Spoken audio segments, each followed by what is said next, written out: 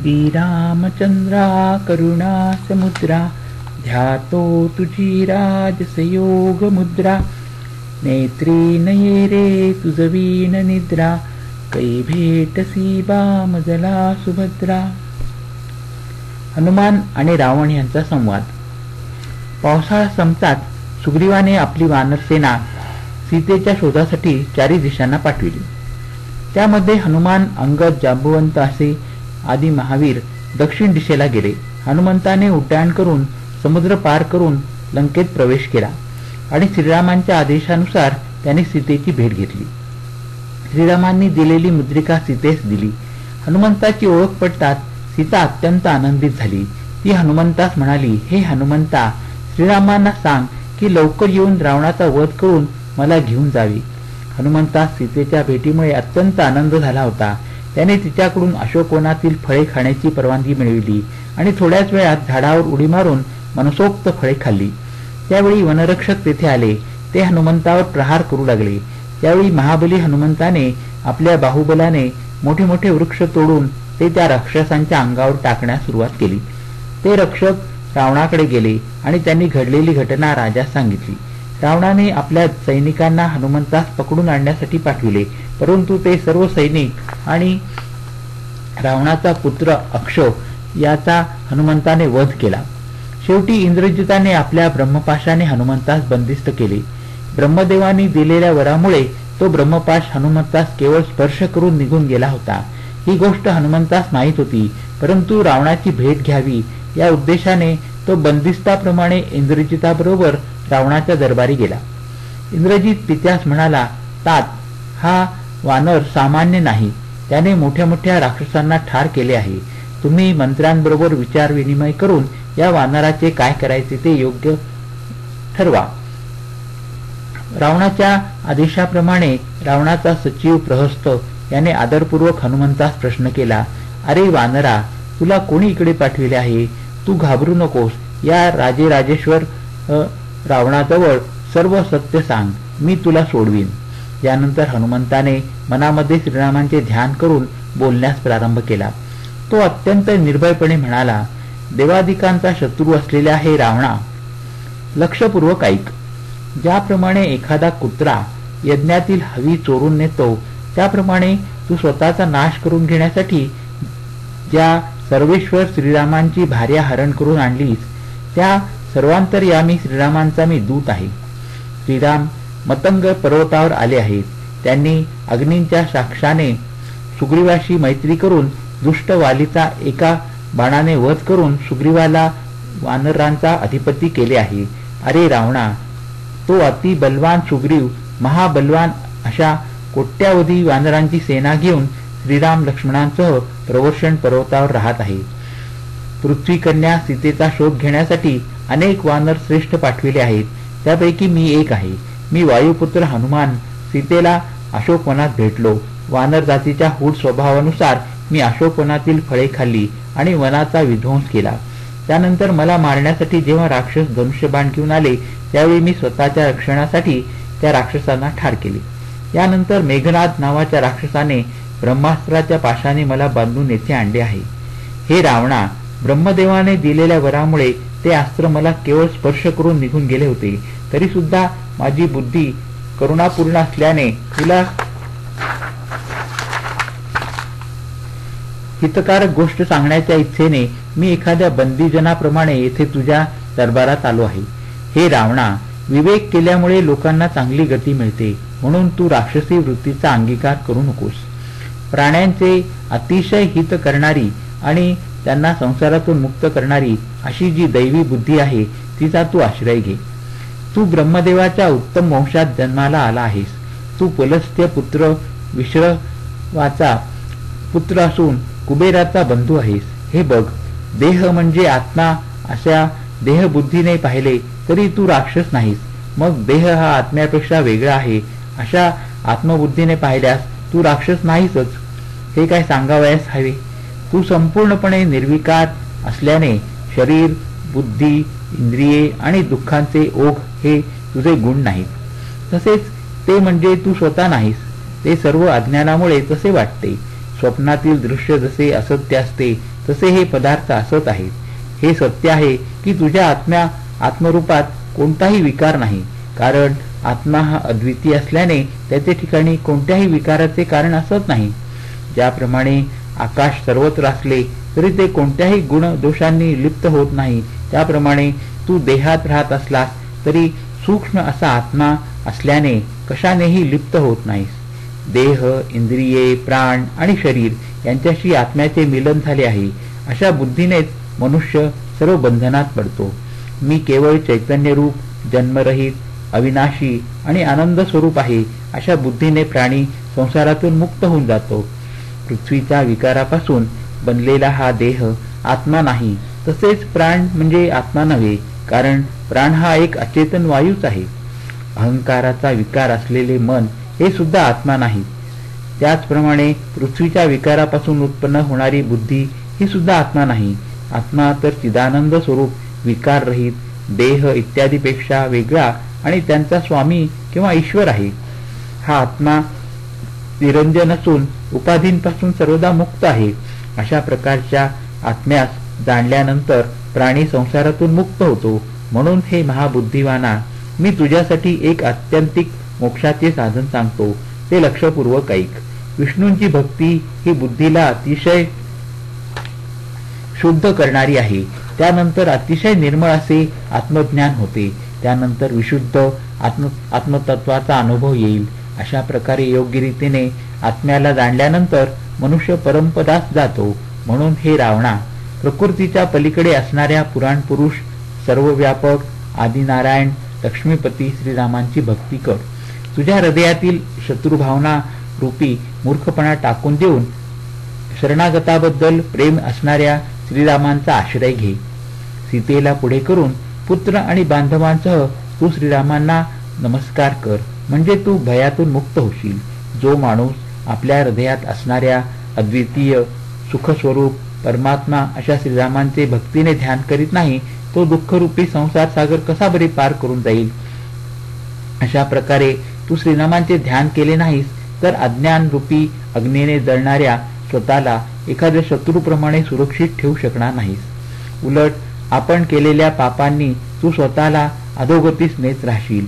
मग तुझ्या मोक्षाची कोणतीच शक्यता राहणार नाही. हनुमंताचे हे अमृततुल्य भाषण आहे.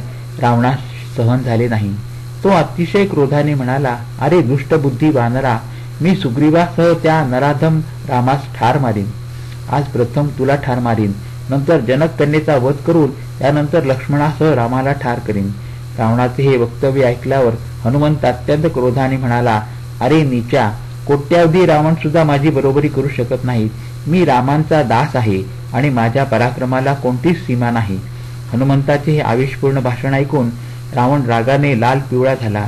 त्याने तेथे उभे असलेल्या राक्षसांना म्हटले, अरे या वानरांचे तुकडे तुकडे करा. रावणाची आज्ञा होताच सारे राक्षस शस्त्र उगारून पुढे आले.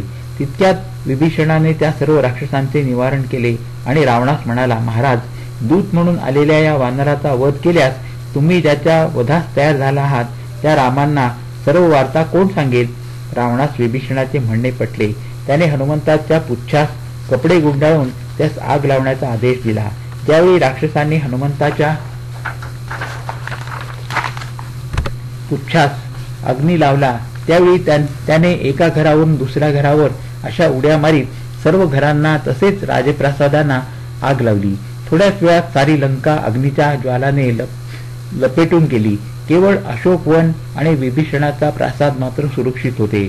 नंतर हनुमंताने आपले पुच्छ समुद्राच्या पाण्यात बुडविले आणि अग्नी विझविला आणि मोठ्या आनंदाने स्वस्थानी जाण्यासाठी श्रीरामांचे स्मरण करून उड्डाण केले. अल्पावधीतच तो समुद्र किनारी वाट पाहत असलेल्या महावीर, अंगद, जांबुवंत आदी वानर सेनापती जवळ येऊन पोहोचला. विजयी झालेल्या हनुमंतास पाहताच सर्व वानरांनी त्याचा जय जयकार केला. नंतर सारी वानर सेना आनंदाने नाचत गात किष्किंधा नगरीस परतली.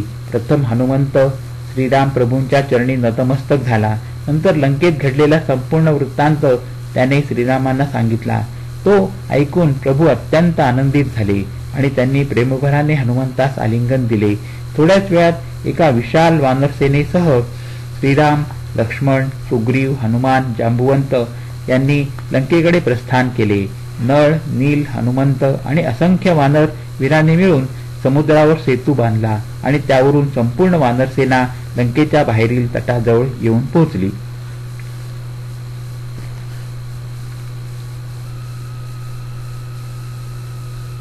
रामाने रावणाचा सारथी मारला, रथ मोडला, मुकुट छत्रासह उडवून दिला, बाण वर्षावाने त्याला जर्जर करून टाकले.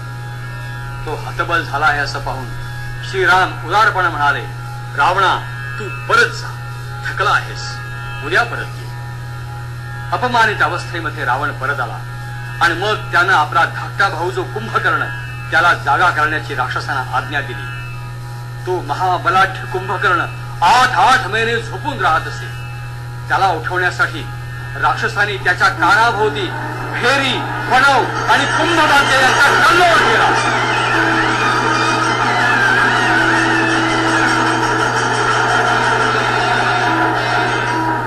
अंगावरून हत्ती गेले तरी शरीरावरचे केवळ रोमांच्या हल्ल्याचा त्याला भास होई इतका तो कुंभकर्ण भयंकर आकाराचा होता. कुंभकर्ण जागा झाला. रावणानं त्याला आपल्या पराजयाचं वृत्त सांगितलं आणि अत्यंत काकुळतीनं त्याच्या सहाय्याची याचना केली. कुंभकर्ण थोडं हसत म्हणाला, योग्य समयी जागविले बांधवा मला, योग्य समयी जागविले बांधवा मला, लंकेवर काळ कठीण आज पातला, लंकेवर काळ कठीण आज पातला.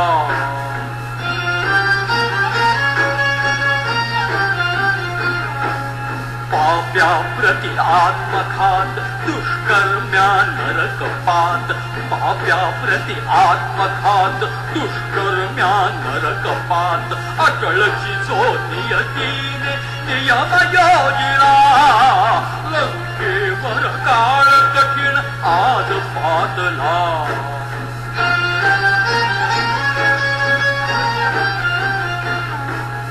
तव मानसी आत्मगर्व विषमय तव आयु सर्व, तव मानसी आत्मगर्व विषमय तव आयु सर्व, बोध शब्द कठीण मधुर तुझसी लागला, लंकेवर काळ कठीण आज पातला.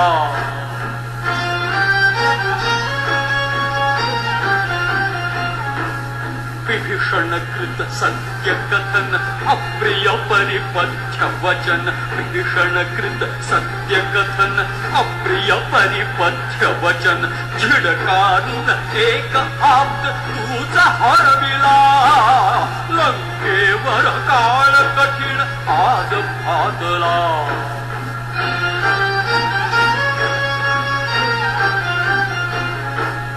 मंदोदरी विनवीनित हित कमले तुझसी अहित, मंदोदरी विनवीनित हित कमले तुझसी अहित, भावतीचा पाय तळी व्यर्थ तुळविला, लंकेवर काळ कठीण आज पातला.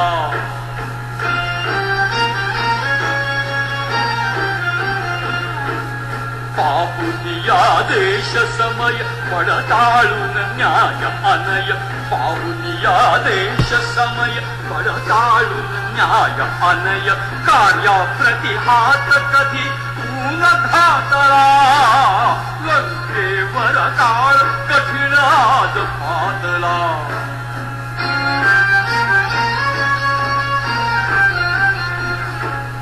मनी आला तो निर्णय ना विचार भाविनिमय, मनी आला तो निर्णय ना विचार भाविनिमय, सचिव कुणी पार कुणी तू न पाहिला, लंकेवर काळ कठीण आज पातला.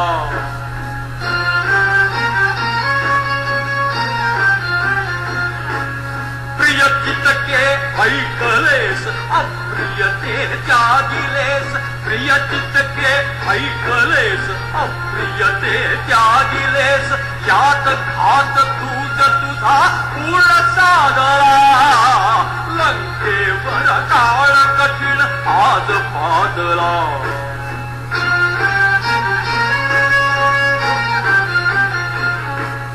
उपदेशा हान समय लंकेशा होय अभय उपदेशा हान समय लंकेशा होय अभय कर्तव्या कुंभकर्ण नाही विसरला लंकेवर काळ कठीण आज पादला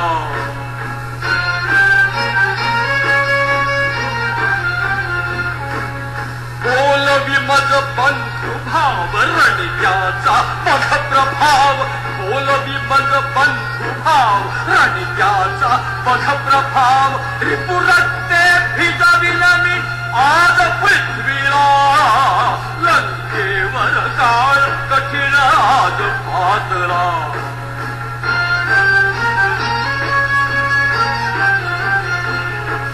सहज मध्य मनसे इंद्र कोण क्षुद्र रामचंद्र सहज मध्य मनसे इंद्र कोण क्षुद्र रामचंद्र प्राशील मी क्षीर सिंधू गिरीन अग्निला लंकेवर काळ कठीण आज पादला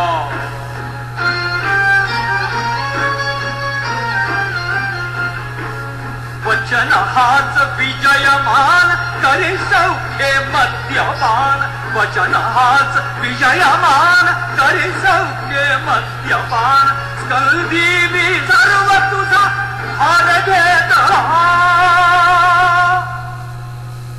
कुंभकर्णाचे हे विचार खरेच होते त्यांनी अतुल पराक्रम केला वानरांचे जथेच्या जथे त्यांनी खाऊन फस्त केले कैक बलाढ्य वानरवीरांना ठार केलं सुग्रीवासारख्या वीराला मूर्छित केलं लक्ष्मणाला तो आटोपला नाही पण अंती श्रीरामानी बाणवर्षावानी त्याचे हात पाय तोडले पर्वतासारखं प्रचंड असणारं त्याचं मस्तक अंतरिक्षामध्ये उडवून दिले इंद्रजितादी घोर पराक्रमी रावणपुत्रांचाही वध झाला आणि क्रोधानं वेडा झालेला रावण अगदी एकटा रामाना येऊन भिडला असंख्य प्रकारचे बाण आणि असंख्य अस्त्र यांचा उभयता वीरांनी एकमेकावरती पाऊस पाडला राम आणि रावण स्थिर असून नुसती आयुधच तुमल युद्ध करीत आहेत असा काही काल भास झाला सप्तसागर क्षुब्ध झाले पाताळामध्ये वास्तव्य करणारे दानव भुजंगही व्यथित झाले पृथ्वी हलू लागली सूर्य निश्चयित झाला वायूचा संचारही बंद झाला आणि एक भुजंगासारखा बाण फेकून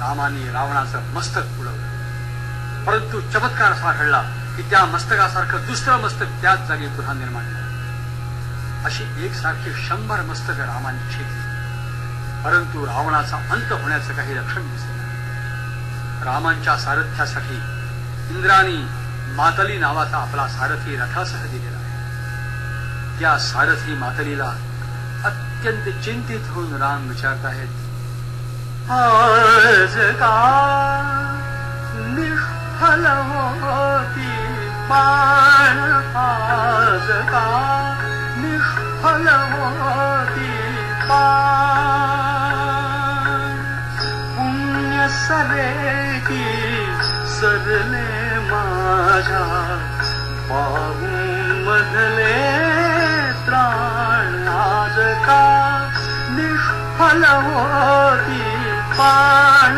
आज का निष्फल होती बाण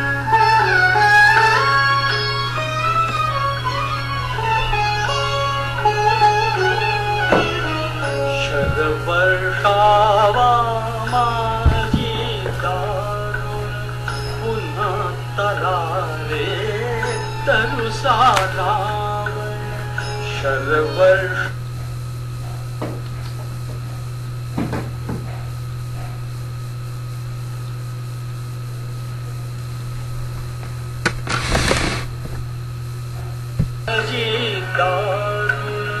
पुन्हा तरारे तरुसा रावण शरवर्षावा माझी दारुण पुन्हा तरारे तरुसा रावण रामा सन्मुख कसे वाचती राम रिपुचे प्राण आज का निष्फल होती काळ.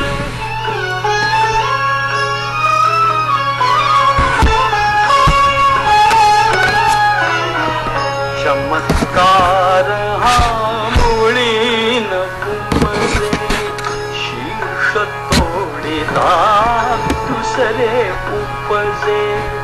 चमत्कार हा मुळीन उमजे, शीर्ष तोडिता दुसरे उपजे. रावणांग की असे कुणीही सजीव शिरांची खाण. आज का निष्फल होती पाण.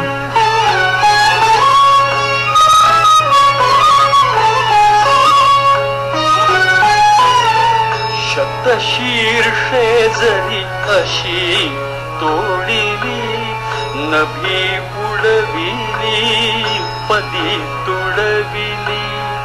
शतशीर्षे जरी अशी तोडिली, नभी उडविली पदी तुडविली. पुन्हा रथावर उभाच रावण, नवे पुन्हा अवसान. आज का निष्फल होती पाण. आज का निष्फल होती पाण.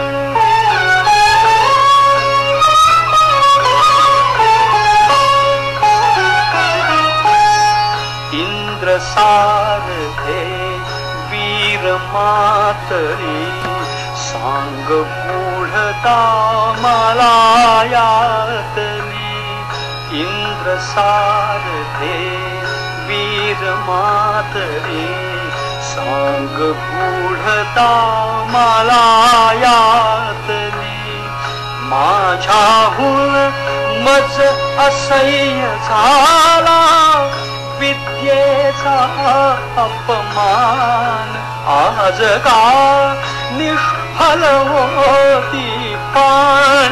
आज का निष्फल होती पाण.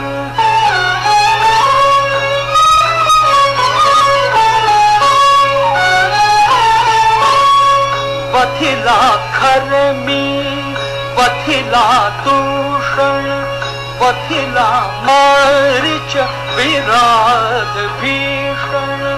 वथिला खर मी, वथिला दूषण, वथिला मारीच विराध भीषण. हेच बाण ते केळाच्यानी, पाली क्षणी निष्त्राण. आज का निष्फल होती पाण. आज का निष्फल होती पाण.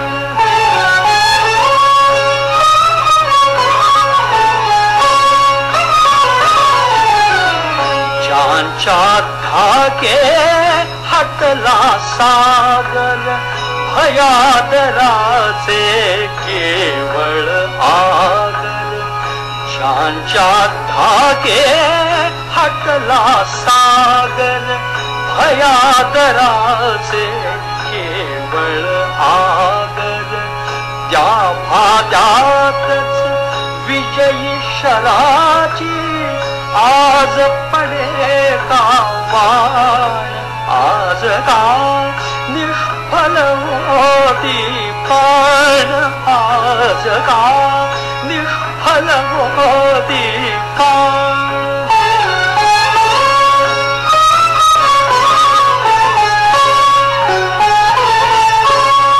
सचैल रुथिरे नाला रावण, सिंहा परी तरी बोले गर्जुन. सचैल रुथिरे नाला रावण, सिंहा परी तरी बोले गर्जुन. मलाही ठरला अवध्य का तनुधारी अभिमान आज का निष्फल होती बाण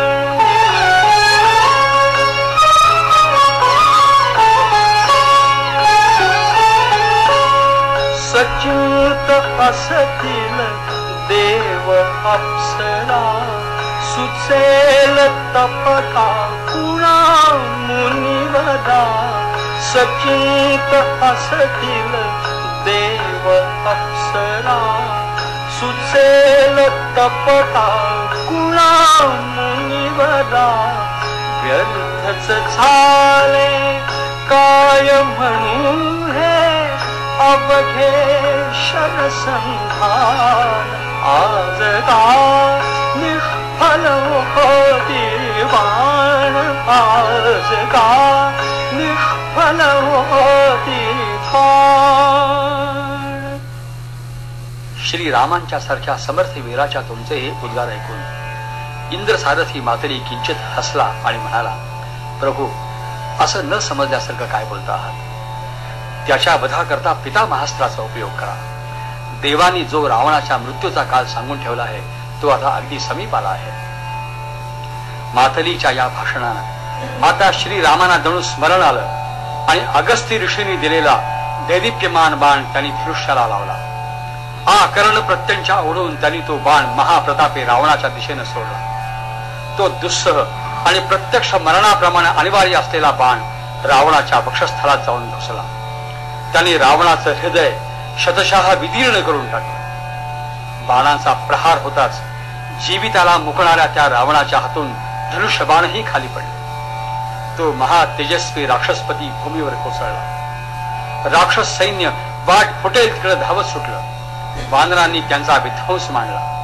सारे वानरगण रावण मेला, रामांचा जय झाला असं म्हणत आनंदानं नाचू लागले. अंतरिक्षातून देवांच्या सौम्य नौबती बाजू लागल्या. रामांच्या रथावर स्वर्गामधून पुष्पवृष्टी होऊ लागली. अप्सरा आणि गंधर्व यांचे विजयगीत कानी येऊ लागले.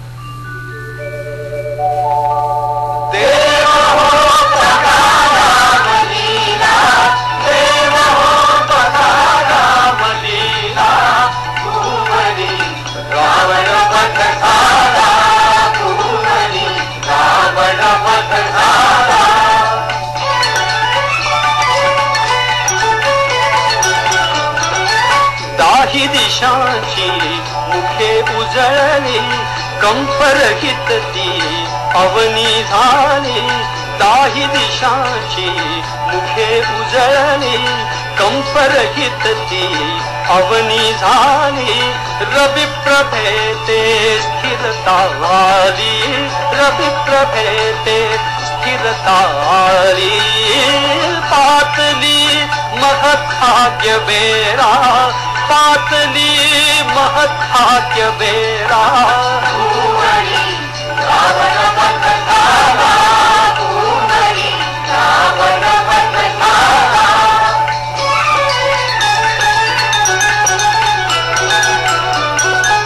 साधू साधू बचवदती मुनिवर छेडू लागले वाद्य किन्नर. साधू साधू बचवदती मुनिवर छेडू लागले वाद्य किन्नर.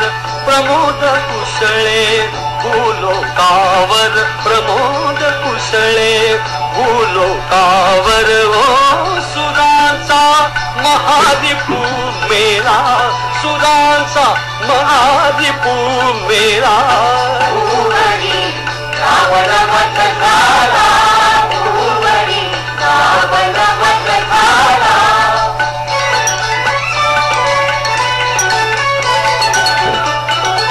रणी जयाचे चाले नर्तन नृपासहित ते विजयी कपिगण.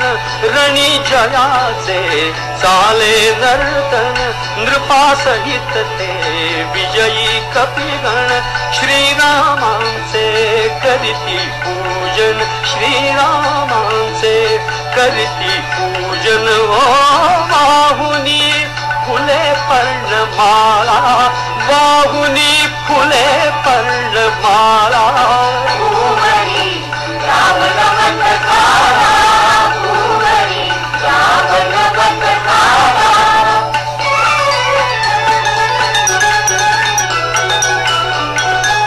जय जय बोला उच्च रमाने, कल्पतरूंची फेका सुमने. जय जय बोला उच्च रमाने, कल्पतरूंची फेका सुमने. फेका रत्ने मणि भूषणे, फेका रत्ने मणि भूषणे.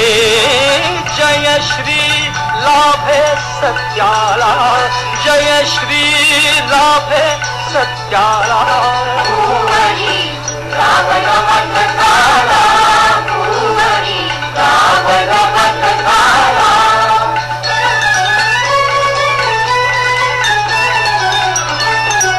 श्याम राम हा धर्मपरायण, हा चक्रायुध श्री नारायण. श्याम राम हा धर्मपरायण, हा चक्रायुध श्री नारायण. जगतोत्पादक त्रिभुवन जीवन, जगतोत्पादक त्रिभुवन जीवन. ओ मानवी राम रूप द्याला, मानवी राम रूप द्याला.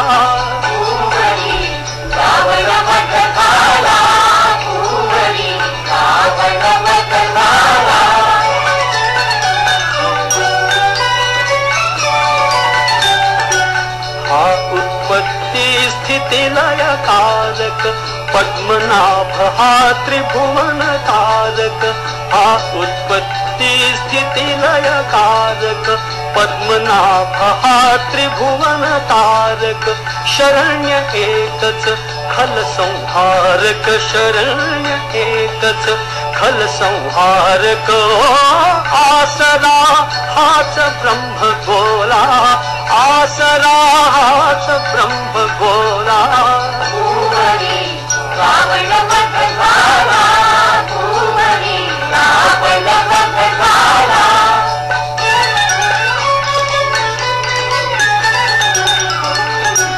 वत्सलांछना धरुनी वक्षी, संत सज्जना नितरक्षी.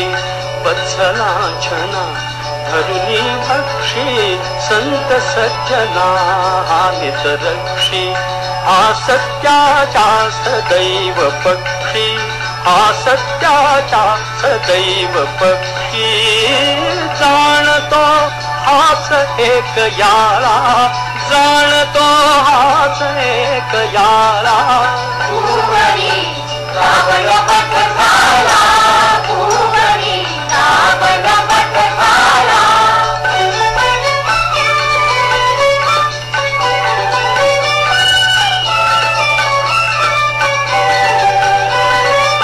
हा श्री विष्णू कमला सीता, स्वये जाणता असून नेता.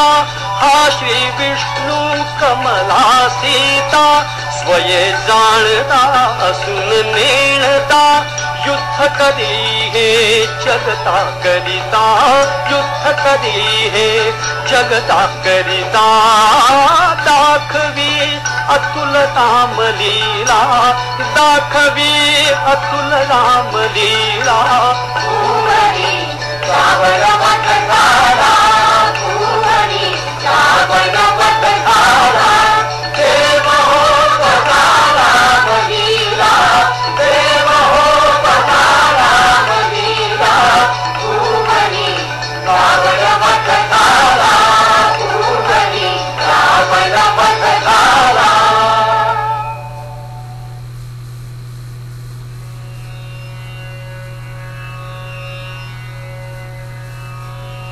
श्रीरामाने रावणाचं और्ध्वदेही करण्याची विभीषणाला आज्ञा केली.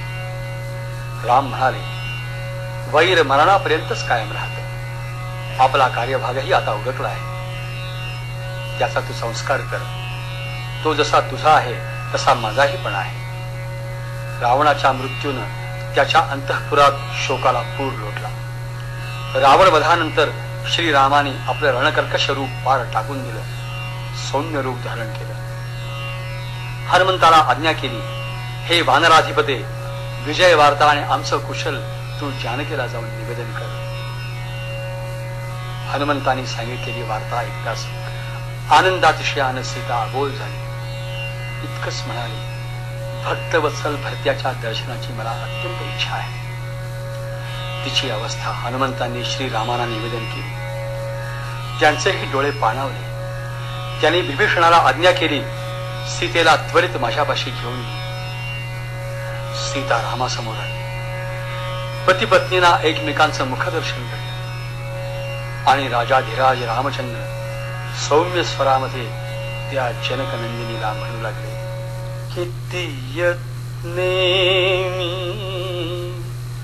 पुन्हा पाहिली तू ते, किती यत्ने मी पुन्हा पाहिली तू ते, लीनते चारुते सीते, लीनते चारुते सीते. संपले भयानक युद्ध, दंडिला पुरा अपराध. संपले भयानक युद्ध, दंडिला पुरा अपराध. मावळला आता क्रोध, मावळला आता क्रोध. मी केले जे उचित नृपाते होते, लीनते चारुते सीते, लीनते चारुते सीते.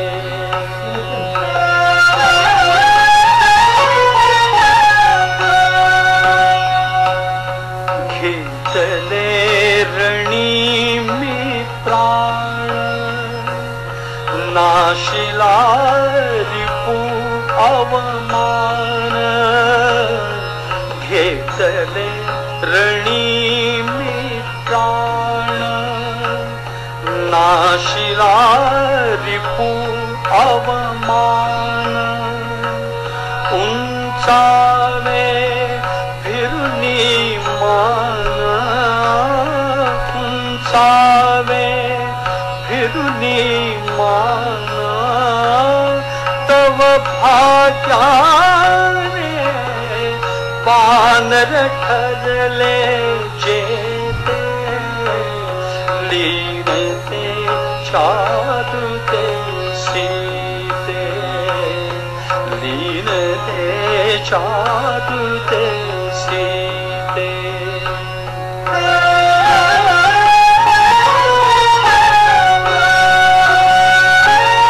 शब्दांची झाली मूर्ती, निष्कलंक झाली कीर्ती.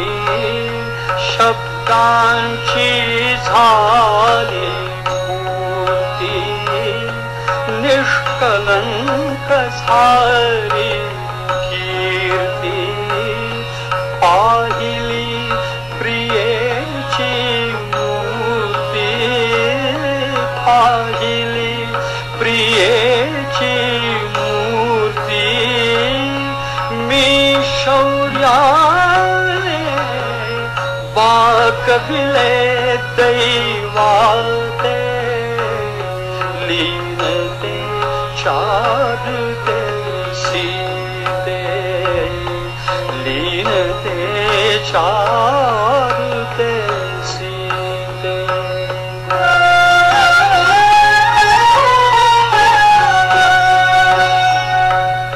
तुझसाठी सागर तरला, तो कृतार्थ वानर सारा.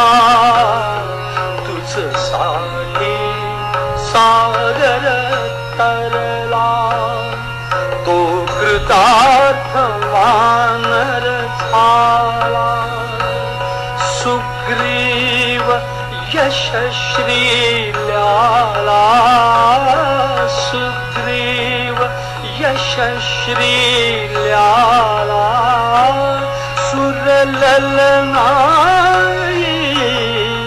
गाती मंगल गीते लीनते चारुते सीते लीनते चारुते सीते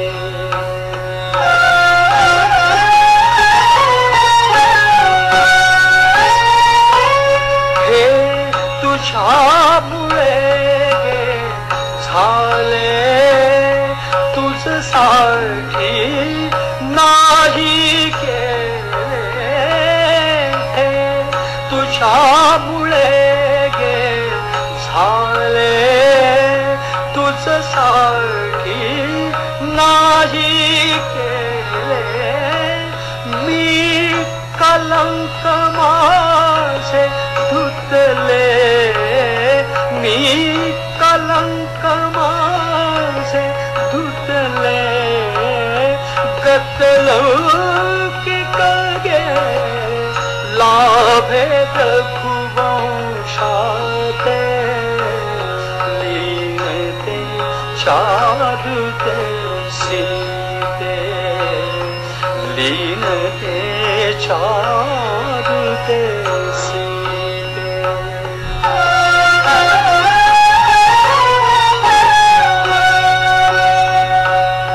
जो रुग्णायित नेत्रांचा जो रुग्णायित नेत्रांचा दीपोत्सव द्याते कैसा जो रुग्णायित नेत्रांचा दीपोत्सव द्याते कैसा मनी संशय अपघाताचा मनी संशय अपघाताचा मी विश्वासू केवी तुझ्यावर कांते मी विश्वासू केवी तुझ्यावर कांते लीनते चारुते सीते लीनते चारुते सीते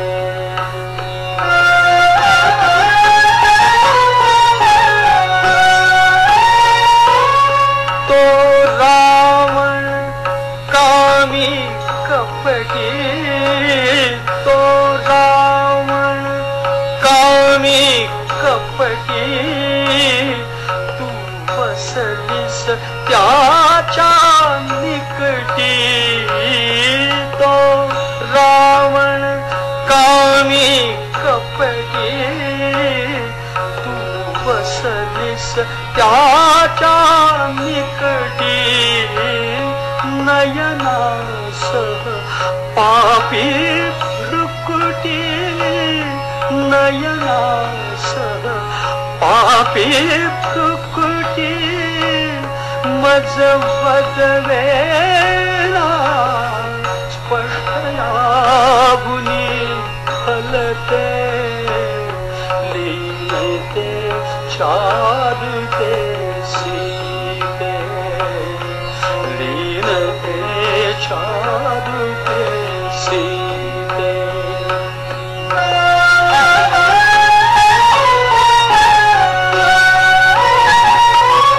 मी केले निज कार्यासी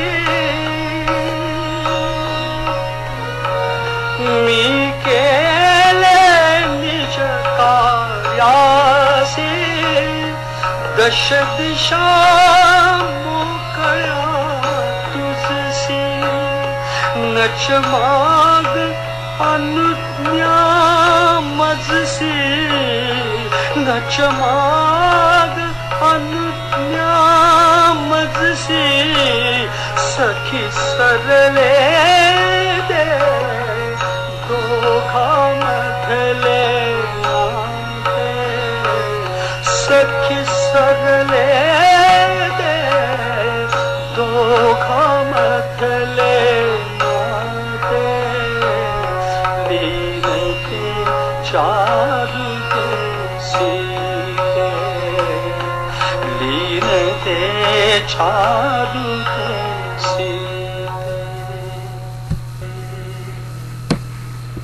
श्रीरामांच्या या बोलण्यानं त्या साध्वी जानकीची अवस्था अत्यंत करुण झाली. तिच्या दोन्ही डोळ्यामधून अश्रूंचे पूर वाहू लागले.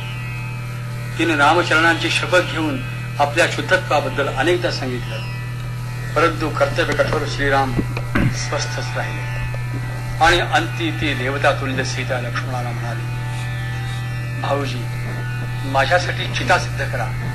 देहत्याग करणं हा एकच एक मार्ग आता मला उरला आहे. विभीषण लक्ष्मणाधिक सर्वांनाच या विदारक घटनेनं परमावधीचं दुःख झालं होतं, परंतु श्रीरामांचं मन वळवण्याला कुणीही समर्थ नव्हता. चिता तयार झाली. सीतेनं रामाना वंदन केलं, चितेला प्रदक्षिणा घातली आणि अग्नीची ज्वाळा अग्नीमध्ये मिसळावी तशी ती सीता त्या चितेमध्ये शिरली. हाय हाय असा अत्यंत दुःखदर्शक शब्द साऱ्या सैन्यामधून उठला, परंतु थोड्याच अवधीमध्ये ती चिता उडवून देऊन मूर्तिमंत अग्नी सीतेला घेऊन प्रगट झाला आणि तो प्रत्यक्ष पावक श्रीरामाना म्हणाला, रामा, ही कलंक रहित आहे. या निष्पाप पतिव्रतेचा तू परत स्वीकार कर अशी माझी तुला आज्ञा आहे. श्रीरामांचे नेत्र आनंदाश्रूंनी भरून आले. गदगद स्वरात ते त्या सुरश्रेष्ठ अग्नीला म्हणाले, लोक साक्ष शुद्धी झाली सती जानकीची. लोक साक्ष शुद्धी झाली सती जानकीची. स्वामिनी निरंतर माझी सुताही क्षमेची. स्वामिनी निरंतर माझी सुताही क्षमेची.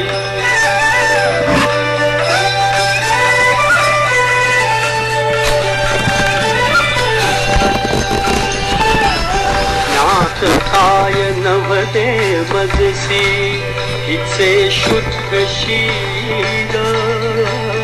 लोक कोप उपजवितो का कधी लोकपाल.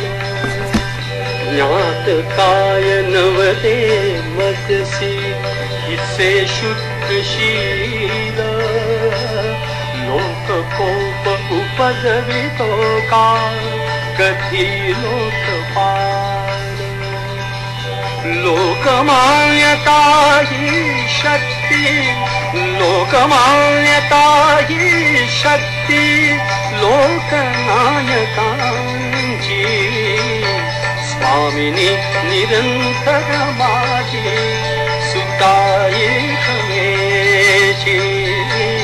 स्वामिनी निरंतर माझी सुताई क्षमेची.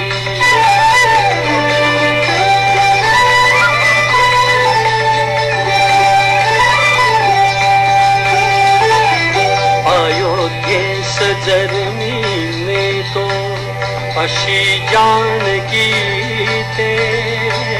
विषय दुःख मजसी म्हणती लोक लोक नेते.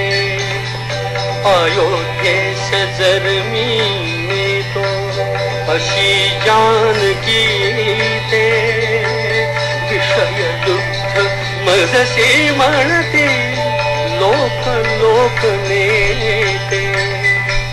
गमावून बसतो माझ्या प्रीतमी प्रजेची. गमावून बसतो माझ्या प्रीतमी प्रजेची. स्वामिनी निरंतर माझी सुताई क्षमेची. स्वामिनी निरंतर मागे सुताई क्षमेची.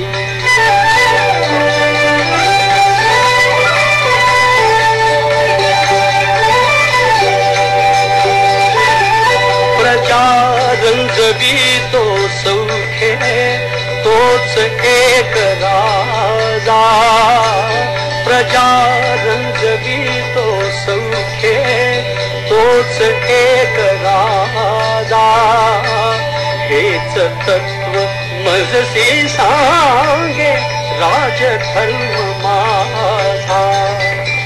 प्रजा हीच कोटी रूपे, प्रजा हीच कोटी रूपे मला ईश्वराची.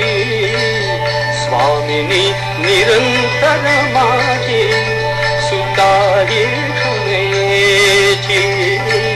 स्वामिनी निरंतर माझी सुताई क्षमेची.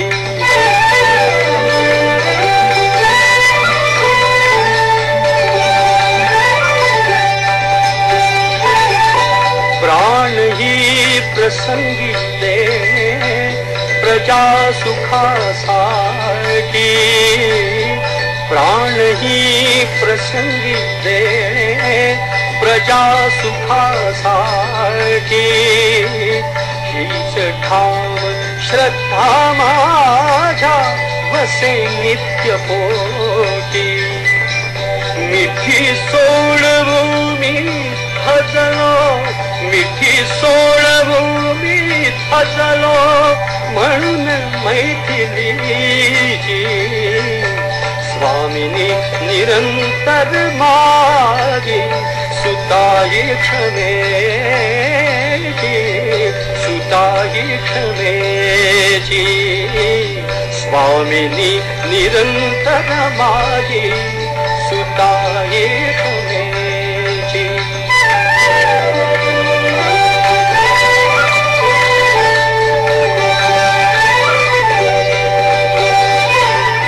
वियोगिनी सीता रडता धीर आवरेना.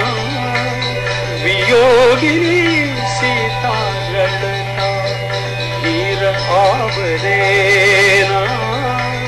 कसे ओळवू मी डोळे उभी सर्व सेना.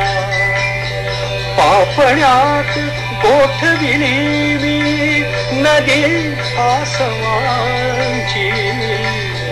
पापण्यात गोठविली मी नदी आसमांची.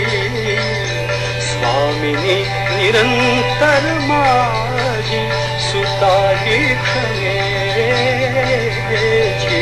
स्वामिनी निरंतर माझी सुताई क्षमेची.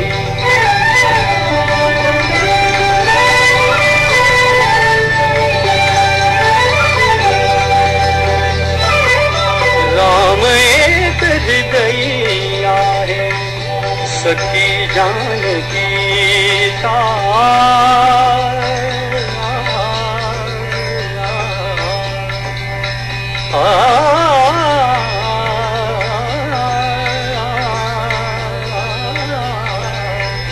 राम एक हृदयी आहे. राम एक हृदयी आहे. राम एक हृदयी आहे. राम एक हृदयी आहे सखी जानकीचा. जानकी विना नारी मनी राघवाचा. जानकी विना नारी मनी राघवाचा. शपथ पुन्हा घेतो देवा, शपथ पुन्हा घेतो देवा तुझ्या पाऊलांची. स्वामिनी निरंतर माझी सुताई क्षमेची. सुताई क्षमेची. स्वामिनी निरंतर माझी सुताई खमेजी.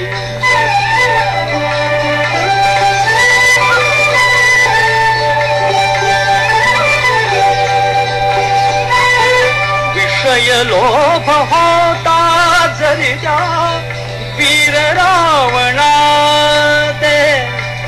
विषय लोभ होता जरी त्या वीर रावणा ते. अनुल्लंघ्य सीमा असती शुद्ध सागरा ते. स्पर्शिली तैना कात्रे स्पर्शिली तैना कात्रे हिच्या सावलीची. स्वामिनी निरंतर माझी सुताई क्षमेची. सुताई क्षमेची. स्वामिनी निरंतर माझी सुताई क्षमेची.